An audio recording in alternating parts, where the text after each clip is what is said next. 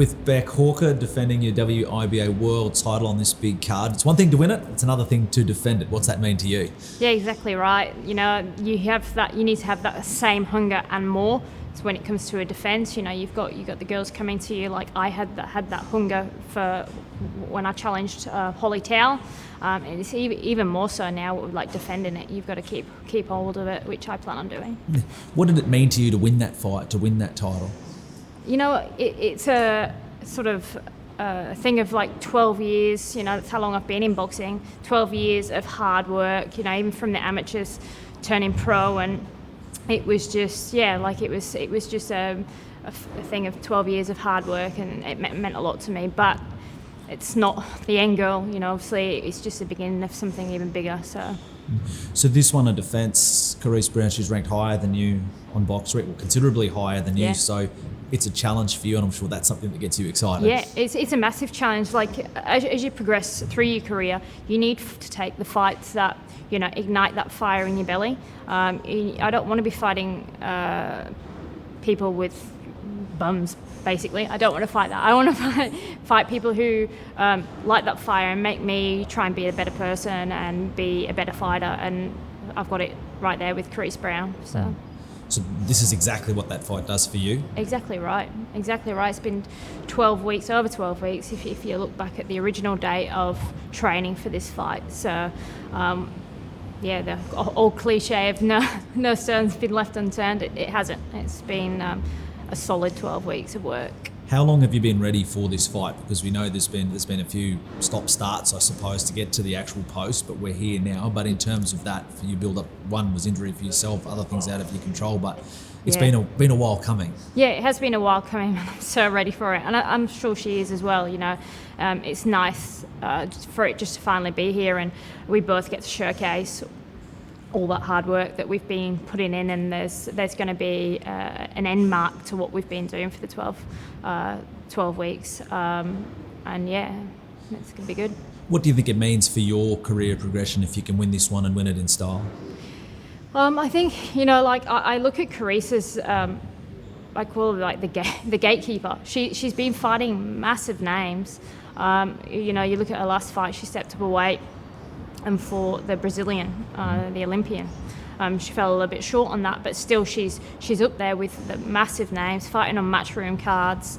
I think if I can get through Carice, it's my time to be up there, and I deserve to be on these world fight cards, and this is the start. Look at it. That's a big thing about it as well. So you burst onto the scene domestically, won Queensland, Australasian, Australian titles, did that and did it in style. Now it's about, it's a big world out there, and everyone needs to know who Beck Hawker is. Exactly right. It's that's it. I sort of went through the Australian scene and did that. I think my last 3 opponents, including Carice, have been international and all more experienced than me. Like Holly Towell was a lot more experienced than me. She was younger, but again, Carice has had a lot more ring time than me. But I'm no spring chicken, and I want to get these big fights and do it now. So you want to do it now? You don't look past this one, but in your mind, what's the progression? What's the path? What's the path that you see ahead? Yeah, I want to fight for, obviously, the big belts. I know Serrano's got them now, but at the point where that potentially get myself in a position with some of the bigger, the IBF, WBA, the top 5. That's where I'm aiming for. I'm taking the fights that are going to push me up them rankings. So you look at someone like an Amanda Serrano and think there's no reason I can't fight her one day. Exactly right. Yeah. Hello. and that's the progression that's there, and that's why this is such an important stepping stone for that big picture. I need to know that I can mix it with, like you said, it's different fighting in Australia to fight in the world. I need to know if I can mix it with the best, then we're starting with Carice. So. But something maybe the world doesn't know, but you believe and your team knows, is that you are world class. Yeah, 100%. Not many people know who I am. Australia, obviously we do. I've got a lot of support in the UK, being from the UK. But I need to branch out. I need people to see me fight and see me as a person and get behind me. So. So on the Beck Hawker story, it's a great story. So originally from the UK, find yourself in the Sunshine State. How'd that all happen? Yeah, I've been here, I think 12 years now, so it's been a long time. I just came over. I was at uni at the time. I wasn't doing particularly well, and I thought, you know what, I'm going to have a change. And I came here and never went back. So. And boxing, how did you find boxing? Or did boxing find you? Yeah, well, I was at university in the UK at the time, and I was drinking too many beers and putting on a bit of weight, and I just started for fitness. I started at a local club. I was the only girl there, and one of the old school trainers took me in and said, put some gloves on, and he was like, oh, you're all right. I had 2 fights there, and the rest is history. Here we are now, 12 years later. And you loved it from the start? I loved it from the start. What was it about it?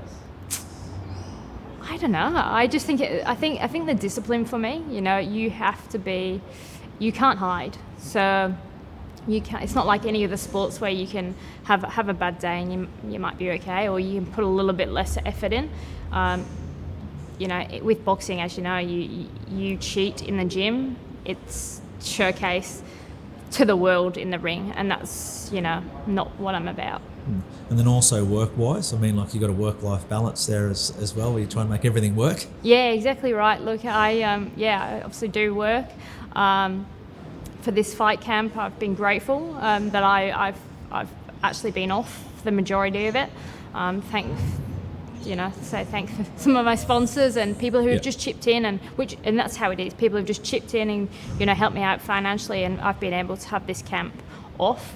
But yeah, it's hard trying to balance work, boxing, life, money. But it's a sport we love, so we do it. Yeah, and you work in the police force? Yeah. No, don't hold it against me. I'm a police officer here in Brisbane. I've been doing that for 6 years. Has its good days, it has its bad days, but no, I do enjoy it. And yeah, it's a good job. Does it help for the work-life What was balance? that, sorry? Does it help for the work-life balance? No. The line of work and then being able to train and do what you do? Yeah, look, they're fabulous. I am very, very lucky with them giving me time off, which they do. So shout out to the boss of the station, thank you. They are really, really good, and I'm looked after, so very good. And do you see things through your line of work where you think, gee, people, boxing we talk about as a sport that helps so many people, you think, if you're involved in something like this? 100%. Like, I've always been a big advocate, even growing up in the UK. I used to go into schools and spend time with children who are disadvantaged and have tough upbringings, and we used to teach them boxing, and they loved it, and it's the same. They love the discipline, the structure. It's a very rewarding. They can see, yes, they can display their pent-up aggression in a safe and constructive manner, and that's boxing for you. Yeah. So. Are people surprised when you tell them I'm a boxer? Yes, 100%. Why do you think that is? Yeah, I don't know. I think maybe because I'm not an aggressive person. I'm not a scary person. Well, I try not to be. I might have a mean stare some days. But no, I'm not. I suppose I'm not your typical boxer in some ways. I listen to 90s music and... Nothing wrong with that. Not the hardcore rap. But, that's what's amazing about boxing is, you've got all different types of people. And when you come in the gym or you're in this environment, everybody forgets that. You're just as one. And I think that's why it's exciting to be involved in boxing at this time. But the Beck Hawker that steps between those ropes... Yeah. Is a different kind of beast. I was going to say, she's a different kind of beast. That's different. That's like my alter ego. No, when I step in the ring, everybody knows how I fight. It's just, there's a lot of aggression behind it. But I'm in there to win. I like all boxers do, I sacrifice a lot to do this sport. And I want a reward for what I do, and I work damn hard, and I believe in my training, and that's what comes out in the ring. Anyone who watches you, great style for people to watch. So it's all I am very aggression. I am very fan friendly. Probably not the most technical boxer, but you know what? I put on a good show, and boxing is entertainment. People, people are paying their hard-earned money. Times are tough at the moment, and people are paying a lot of money for tickets. So I want to give them a good fight. I want to give them a great fight, an entertaining fight. They need to see a little bit of blood and all the rest of it. Like, I'm there for that, There's you telling us before about that person who's not scary or not into that. That sounds a bit different. Yeah, 100%, but that's okay.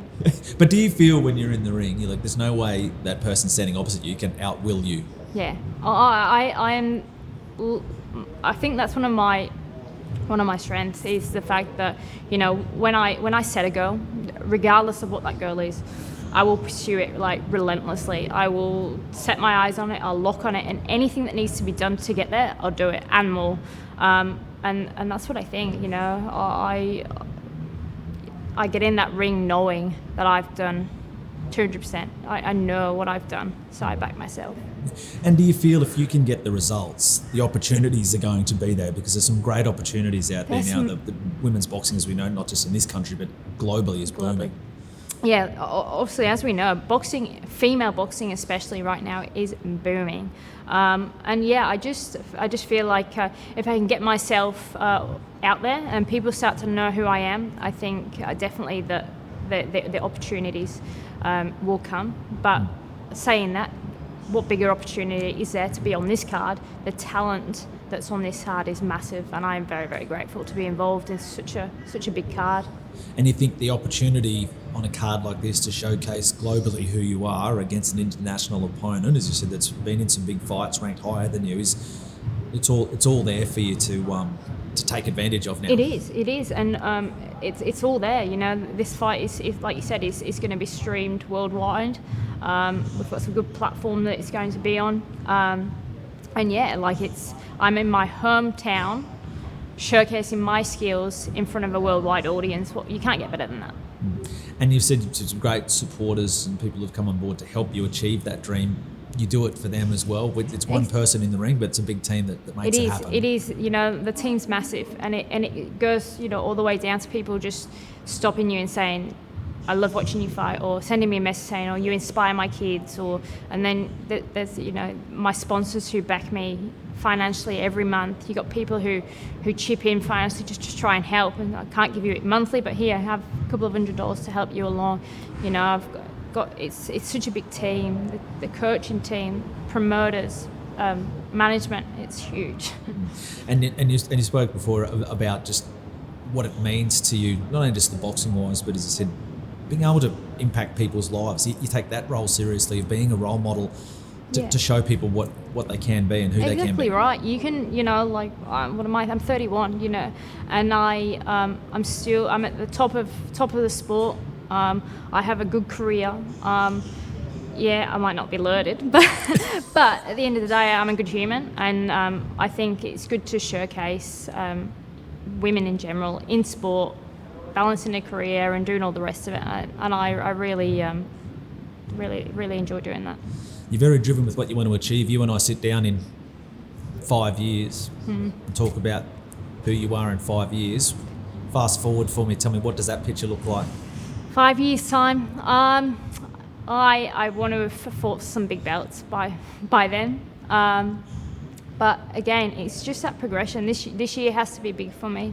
I need some big fights, and I believe, I don't know, that maybe Serrano is going to have a few more fights in her, and then belts become vacant. I don't know, but I want to be up there ready for when that happens or an opportunity comes knocking. So that's where we. But 2023 is crucial for you in your 2023, every fight's a must-win fight for me at this point in my career. Like I said, I'm no spring chicken. I don't want to have to go back. I won't go back to fighting at an Australian level. I've done that.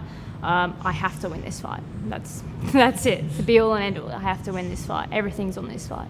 So it's all on the line. It's all on the line. What happens Saturday when that opening bell rings to the final bell? Everybody knows how I fight. There's so much hunger here. The belt's staying with me. I worked hard to get the belt. The belt is staying in Australia. All the best, and thanks for spending some time with us. Thank you so much. I appreciate it.